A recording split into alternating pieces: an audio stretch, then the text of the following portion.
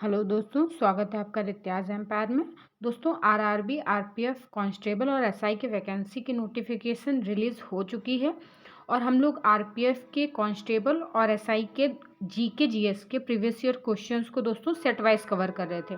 तो दोस्तों, जैसा कि आप लोगों को पता होगा, 15 अप्रैल से सभी लोग आरपीएफ, एसआई और कांस्टेबल के फॉर्म भर पाएंगे। तो जिन लोगों ने भी अभी तैयारी स्टार्ट नहीं की है, वो लोग अगर स्टार्ट करना चाहते हैं या कर चुके हैं, तो सबसे पहली चीज़ करनी है वो प्रीवियस ईयर क्वेश्चंस को अच्छे से रिवीजन के लिए भी देखना है और उनका अच्छे से एनालाइज भी करना है कि किस टाइप के कैसे क्वेश्चंस ज़्यादा पूछे जा रहे हैं और आपको किस लेवल की तैयारी करनी है दोस्तों। तो सबसे पहले हम लोग प्रीवियस ईयर क्वेश्चंस को देखेंगे। तो आज हम लोग दोस्तों 18 जनवरी 2019 का पेपर कवर करेंगे। इसके 50 क्वेश्चंस हम लोग कवर करेंगे। दोस्तों, अगर बेसिक पेपर पैटर्न की बात की जाए तो इसमें 120 क्वेश्चन पूछे जाते हैं, आरपीएफ, एसआई में भी और कांस्टेबल में भी। 50 क्वेश्चन जीके जीएस के और 35 क्वेश्चन मैथ के, 35 क्वेश्चन रीजनिंग के। तो दोस्तों, सबसे पहले हम लोग जीएस का जितना भी प्रीवियस ईयर क्वेश्चन है वो कवर करेंगे, उसके बाद मैथ और रीजनिंग करेंगे। चलिए स्टार्ट करते हैं। पहला क्वेश्चन है, यदि आपके मौलिक अधिकारों को राज्य द्वारा कलंकित किया गया है तो नागरिकों को राज्य के खिलाफ अपील करने का मूल अधिकार क्या है? तो इसका बी ऑप्शन सही हो जाएगा, संवैधानिक उपायों का अधिकार।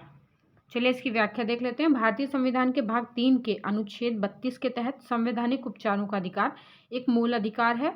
यह व्यक्तियों के मूल अधिकार को संवैधानिक रूप से संरक्षित तथा अन्य मौलिक अधिकारों के कार्यान्वयन के लिए सर्वोच्च न्यायालय में अपील दायर करने का विशेषाधिकार देता है।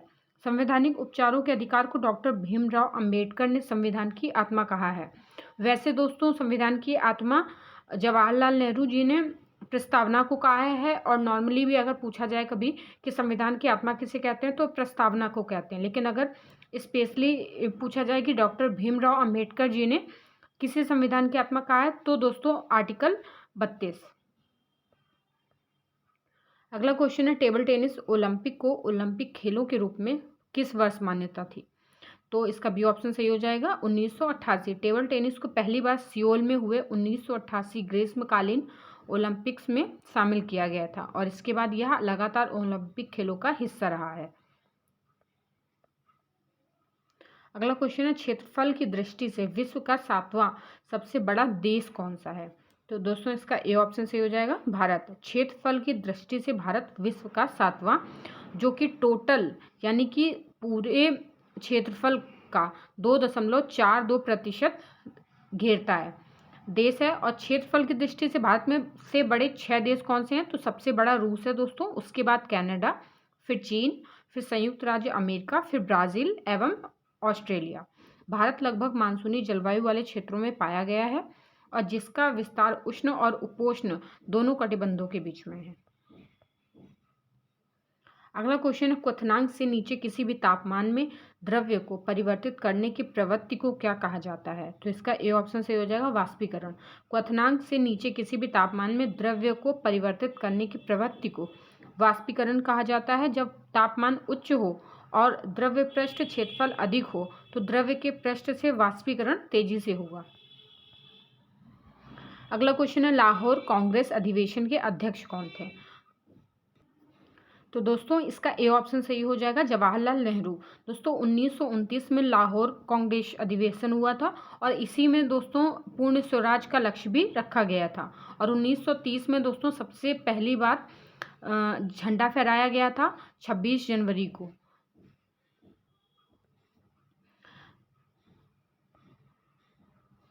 अगला क्वेश्चन है, निम्नलिखित में से किस राज्य में सबसे लंबी तटरेखा मिलती है? तो इसका बी ऑप्शन सी हो जाएगा, गुजरात। भारत की कुल तटरेखा 7516.6 किलोमीटर है, जिसमें 5422.6 किलोमीटर की मुख्य भूमि की तटरेखा और 2094 किलोमीटर की द्वीपीय क्षेत्र की तटरेखा है। दोस्तों द्वीपीय क्षेत्र यानी कि अंडमान निकोबार और लक्षद्वीप। देश में कुल 9 तटीय राज्य हैं, गुजरात, महाराष्ट्र, गोवा, कर्नाटक, केरल, तमिलनाडु, आंध्र प्रदेश, ओडिशा, पश्चिम बंगाल, जिसमें गुजरात राज्य की तटरेखा सबसे लंबी है जिसकी लंबाई 1600 किलोमीटर है। अगला क्वेश्चन है, निम्नलिखित में से किसने माउंट आबू वर जैन मंदिर का निर्माण किया है? तो इसका ए ऑप्शन सही हो जाएगा, विमल शाह ने। भारत के माउंट आबू विमल शाही मंदिर माउंट आबू के पास स्थित है और ये जैन मंदिर 1031 ईस्वी में विमल शाह द्वारा बनवाया गया था और यह मंदिर जैन तीर्थकर ऋषभ देव को समर्पित है। अगला क्वेश्चन है, भारत के राष्ट्रपति के लिए न्यूनतम आयु योग्यता क्या है? तो इसका डी ऑप्शन सही हो जाएगा दोस्तों, 35 वर्ष। भारतीय संविधान के अनुच्छेद 58 के अनुसार राष्ट्रपति के पद की योग्यता निम्नलिखित है। वह भारत का नागरिक होना चाहिए और 35 वर्ष की आयु पूरी कर चुका हो। दोस्तों, लोकसभा का सदस्य निर्वाचित किए जाने की योग्यता रखता हो और चुनाव के समय किसी भी लाभ के पद को धारण नहीं करता हो। अगला क्वेश्चन है, इसमें से कौन सा संगठन सरकार द्वारा घोषित न्यूनतम समर्थन मूल्य, जिसे शॉर्ट फॉर्म में एमएसपी कहते हैं, किसानों से भोजन खरीदता है? तो इसका ए ऑप्शन से हो जाएगा भारतीय खाद्य निगम। भारतीय खाद्य निगम सरकार द्वारा घोषित न्यूनतम समर्थन मूल्य पर किसानों से खाद्य फसल खरीदता है जहां अधिशेष उत्पादन होता है। भारतीय खाद्य निगम की स्थापना दोस्तों 1965 में खाद्य निगम अधिनियम 1964 के तहत की गई थी और इसका मुख्यालय नई दिल्ली में स्थित है। अगला क्वेश्चन है, भारत की संसद में शामिल है? तो इसका डी ऑप्शन सही हो जाएगा दोस्तों। संसद में लोकसभा, भारत की राज्यसभा और राष्ट्रपति, ये तीनों ही आ जाते हैं।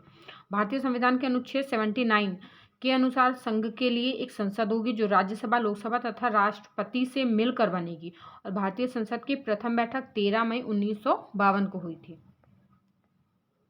अगला क्वेश्चन है, भारत में दिल्ली उच्च न्यायालय की स्थापना कब की गई थी? तो इसका सी ऑप्शन सी हो जाएगा 1966 में। दिल्ली उच्च न्यायालय की स्थापना 31 अक्टूबर 1966 में 4 न्यायाधीशों के साथ की गई, जिनके नाम इस प्रकार हैं: KS हेगड़े, ID दुआ, HR खन्ना, HK कपूर। अन्य राज्यों की तरह दिल्ली का अपना पृथक उच्च न्यायालय है।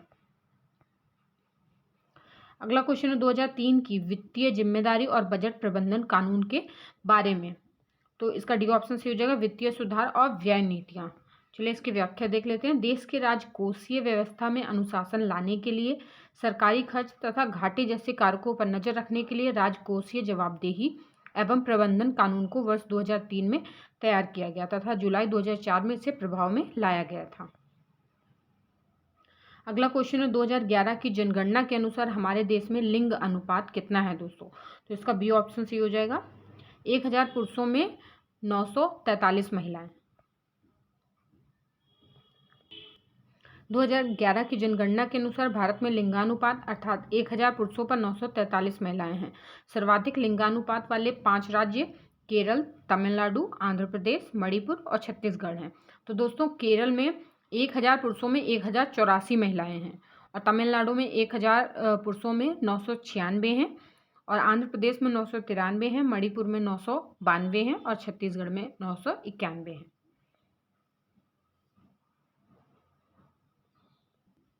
अगला क्वेश्चन है, अनवेरिक in the nature and college of the wealth of nations पुस्तक किसने लिखी है? तो इसका बी ऑप्शन सी हो जाएगा एडम स्मिथ ने। 1776 ईस्वी में प्रकाशित एडम स्मिथ की पुस्तक एनवेरिक in the nature and college of the wealth of nations की पूंजीवादी अर्थव्यवस्था का उद्गम स्रोत माना जाता है। अगला क्वेश्चन है, जिस दर पर आरबीआई वाणिज्यिक बैंकों को ऋण प्रदान करता है उसे बदलकर या धन को प्रभावित कर सकता है, इस दर को क्या कहा जाता है? दोस्तों, इसका सी ऑप्शन सही हो जाएगा बैंक दर। जिस सामान्य ब्याज दर पर रिजर्व बैंक द्वारा वाणिज्यिक बैंकों को पैसा उधार दिया जाता है उसे बैंक दर कहा जाता है और इसके माध्यम से आरबीआई द्वारा साख नियंत्रण किया जाता है। अगला क्वेश्चन है, चेचक का टीका किसने विकसित किया था? तो दोस्तों, इसका डी ऑप्शन सही हो जाएगा एडवर्ड जेनर ने। बाकी देख लेते हैं दोस्तों, जैसे चेचक का टीका एडवर्ड जेनर थे इसके आविष्कारक और डायबिटीज या इंसुलिन इसके दोस्तों आविष्कारक कौन थे? बैटिंग। पोलियो वैक्सीन दोस्तों किसने बनाई थी? जॉन ई सॉल्क ने। और पेनिसिलिन की खोज किसने की थी? अलेक्जेंडर फ्लेमिंग ने। अगला क्वेश्चन है, पाक जल डमरू मध्य श्रीलंका को किससे अलग करता है? तो इसका ए ऑप्शन सी हो जाएगा भारत को। बाकी दोस्तों देख लेते हैं, जैसे कि पाक जल डमरू मध्य है वो भारत और श्रीलंका के बीच में स्थित है। मलक्का जल संधि ये किसको अलग करता है? इंडोनेशिया से मलेशिया को। और डोवर जल डमरू मध्य ये इंग्लैंड से फ्रांस को और जिब्राल्टर ये स्पेन से मोरक्को को। अगला क्वेश्चन है, 1944 में इनमें से किसने गांधीवादी योजना बनाई थी? तो इसका डी ऑप्शन सही हो जाएगा, श्री नारायण अग्रवाल। 1944 में गांधीवादी योजना के प्रतिपादक श्री नारायण अग्रवाल थे और इस योजना के मुख्य उद्देश्य लोगों के भौतिक स्तर के साथ साथ सांस्कृतिक स्तर को ऊपर उठाना था, ताकि जीवन को एक बुनियादी स्तर प्रदान किया जा सके। इन्होंने कृषि के वैज्ञानिक विकास तथा कुटीर और ग्रामोद्योग पर जोर दिया। अगला क्वेश्चन है, 2011 की जनगणना के अनुसार भारत की साक्षरता दर है, तो इसका ए ऑप्शन सही हो जाएगा दोस्तों, 74%। 2011 की जनगणना के अनुसार देश में साक्षरता 74.04% दर है, जिसमें पुरुष साक्षरता दर 82.14% तथा महिला साक्षरता दर 65.46% है। सर्वाधिक साक्षरता दर वाले 5 राज्य दोस्तों केरल, मिजोरम, गोवा, त्रिपुरा और हिमाचल प्रदेश है। अगला क्वेश्चन है, निम्नलिखित में से कौन सा खेल लिबेरो शब्द से जुड़ा है? तो इसका बी ऑप्शन सही हो जाएगा, वॉलीबॉल।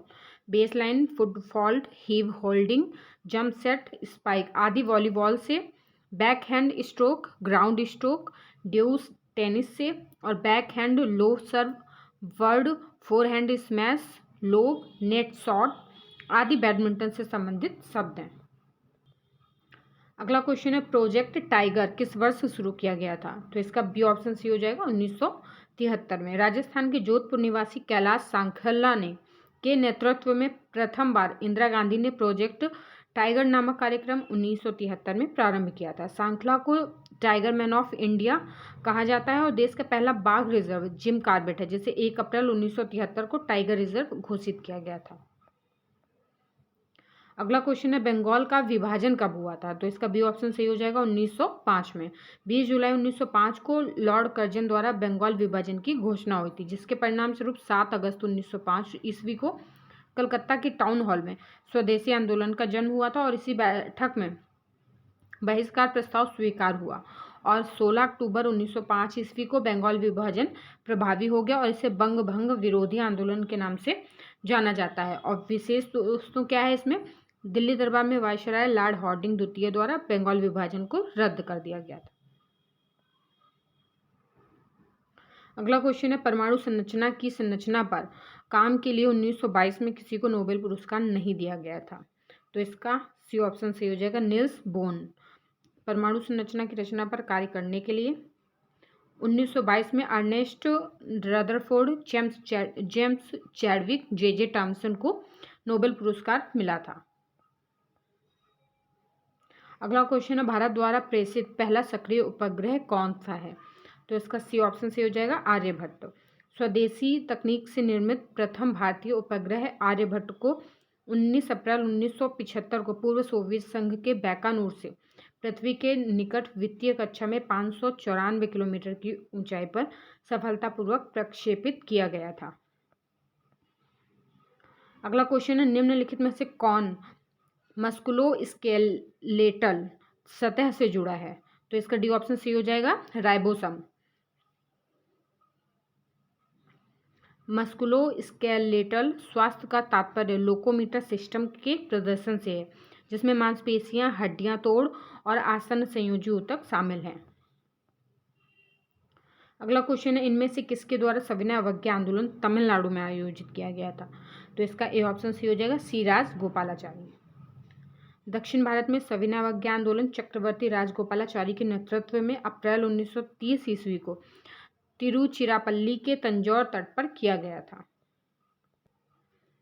अगला क्वेश्चन है दोस्तों, किस देश को उगते सूरज की भूमि के रूप में जाना जाता है? तो इसका सी ऑप्शन सही हो जाएगा, जापान।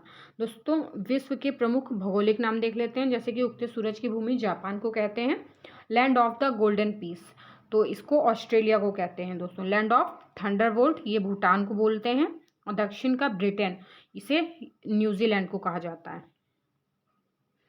अगला क्वेश्चन है, भारत की सीमा किन किन देशों से लगी हुई है? तो इसका सी ऑप्शन सही हो जाएगा दोस्तों, अफगानिस्तान से।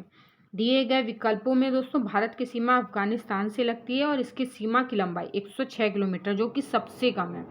और स्वतंत्रता से पूर्व भारत अफगानिस्तान सीमा का निर्धारण 1896 में सर मॉर्टिमर डूरंड द्वारा किया गया था। अगला क्वेश्चन है आपातकालीन घोषणा शब्द किस आपातकाल की व्याख्या करता है? तो इसका बी ऑप्शन सही हो जाएगा, राष्ट्रीय आपातकाल। आपातकालीन घोषणा शब्द राष्ट्रीय आपातकाल की व्याख्या करता है जिसका उल्लेख भारतीय संविधान के भाग 18 के अनुच्छेद 352 में किया गया है और इसकी घोषणा निम्नलिखित में से किसी भी आधार पर राष्ट्रपति के द्वारा की जाती है। युद्ध, बाह्य आक्रमण और सशस्त्र विद्रोह, इन तीनों में से कुछ भी होता है तो आपातकाल लागू किया जा सकता है।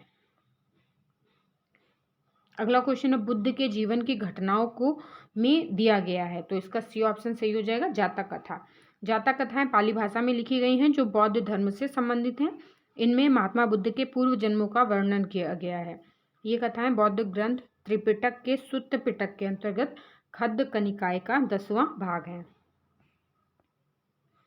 अगला क्वेश्चन है तारों में प्लाज्मा चरण के गठन के कारण, तो इसका बी ऑप्शन सही हो जाएगा, बहुत अधिक तापमान। उच्च तापमान के कारण तारों में प्लाज्मा बनती है। प्लाज्मा कणों की वह अवस्था होती है जिसमें कण बहुत ज़्यादा उत्तेजित तथा अत्यधिक ऊर्जा वाले होते हैं। इन कणों की इतनी ऊर्जा और उत्तेजना के कारण यह आयनीकृत गैस के रूप में मौजूद होते हैं। अगला क्वेश्चन है किस अनुच्छेद के तहत सूचना का अधिकार अपराध के लिए गिरफ्तार किए जाने के लिए स्पष्टीकरण प्राप्त करता है? तो दोस्तों इसका सी ऑप्शन सही हो जाएगा, अनुच्छेद 22। भारतीय संविधान का अनुच्छेद 22 किसी व्यक्ति को निरोध एवं गिरफ्तारी से संरक्षण प्रदान करता है। अनुच्छेद 32 में संवैधानिक उपचारों का अधिकार, अनुच्छेद 18 में उपाधियों का उन्मूलन, अनुच्छेद 23 में मानव के दुर्व्यापार और बलात्श्रम का प्रतिषेध किया गया है। अगला क्वेश्चन है उज्बेकिस्तान की राजधानी क्या है? तो इसका दोस्तों बी ऑप्शन सही हो जाएगा, उज्बेकिस्तान की राजधानी है ताशकंद। तुर्की की है अंकारा। संयुक्त अरब अमीरात की राजधानी है अबू धाबी और इराक की है बगदाद। अगला क्वेश्चन है 2018 राष्ट्रमंडल खेलों का आधिकारिक शुभंकर था, तो इसका ए ऑप्शन सही हो जाएगा, बारबी। 2018 राष्ट्रमंडल खेलों का आयोजन ऑस्ट्रेलिया में किया गया था जिसका आधिकारिक शुभंकर दोस्तों बारबी था। 22वें राष्ट्रमंडल खेलों का आयोजन बर्मिंघम इंग्लैंड में 28 जुलाई से 8 अगस्त 2022 तक किया गया। यह तीसरी बार है जब इंग्लैंड में इन खेलों का आयोजन किया और 22वें राष्ट्रमंडल खेल का शुभंकर पेरी था। अगला क्वेश्चन है भारत का पहला परमाणु परीक्षण कोड क्या था? तो इसका सी ऑप्शन सी हो जाएगा, लाफिंग बुद्धा। 18 मई 1974 में पोखरण जो राजस्थान में है में भारत ने अपना पहला परमाणु विस्फोटक किया और इसका परीक्षण कोड नाम था बुद्धा, यानी कि लाफिंग बुद्धा या स्माइलिंग बुद्धा। अगला क्वेश्चन है यदि कोई सदस्य बिना अनुमति की अवधि के लिए अनुपस्थित है तो सदन द्वारा सदस्य की सीट को रिक्त घोषित कर दिया जाएगा, यानी कि कितने दिन की? तो इसका ए ऑप्शन सी हो जाएगा, 60 दिन की अवधि के लिए अगर कोई अनुपस्थित रहता है तो उसके सीट को रिक्त घोषित कर दिया जाएगा। और दोस्तों भारतीय संविधान के अनुच्छेद 101 के 4 के तहत यदि कोई सदस्य सदन की अनुमति के बिना 60 दिनों की अवधि से अधिक समय के लिए सदन के सभी अधिवेशनों से अनुपस्थित रहता है तो सदन उसकी सदस्यता समाप्त कर सकता है। अगला क्वेश्चन है अमरावती शैली की वास्तुकला किस राज्य से संबंधित है? तो इसका डी ऑप्शन सी हो जाएगा, आंध्र प्रदेश। इस शैली का विकास अमरावती में होने के कारण इसे अमरावती शैली कहा गया है और यह दक्षिण भारत में कृष्णा नदी के निचले हिस्से में गुंटूर जिले आंध्र प्रदेश के पास स्थित है और इस शैली का प्रादुर्भाव द्वितीय सदी में सातवाहन काल के दौरान हुआ। अगला क्वेश्चन है निम्नलिखित में से किस नदी को दुख की नदी के रूप में जाना जाता है? दोस्तों इसका डी ऑप्शन सी हो जाएगा, दामोदर। दामोदर नदी का उद्गम झारखंड के नागपुर पठार से होता है। यह पलामू जिले से निकलकर हजारीबाग, गिरिडीह, धनबाद होते हुए बंगाल में प्रवेश करती है और बंगाल में इस नदी को शोक की नदी कहा जाता है। अगला क्वेश्चन है पिट्यूटरी ग्रंथि किससे जुड़ी है? तो इसका सी ऑप्शन सी हो जाएगा, मस्तिष्क से।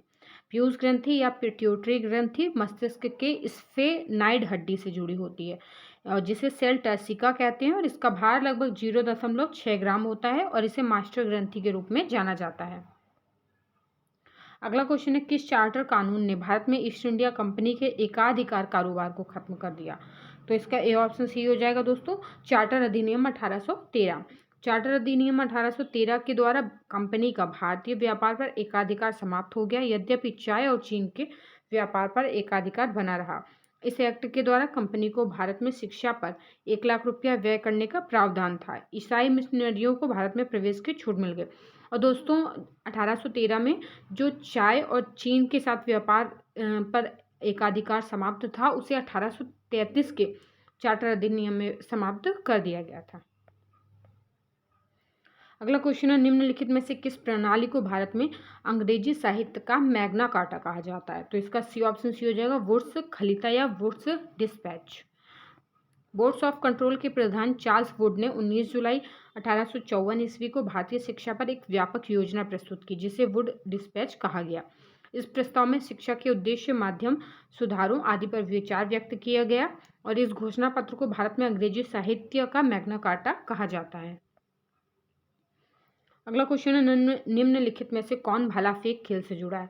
तो ए ऑप्शन सी हो जाएगा इसका, नीरज चोपड़ा। और दोस्तों कुश्ती से कौन जुड़ा है? सुशील कुमार, साक्षी मलिक।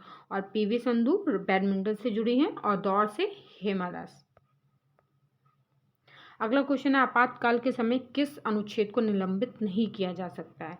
तो दोस्तों इसका ए ऑप्शन सही हो जाएगा, अनुच्छेद 20 और 21।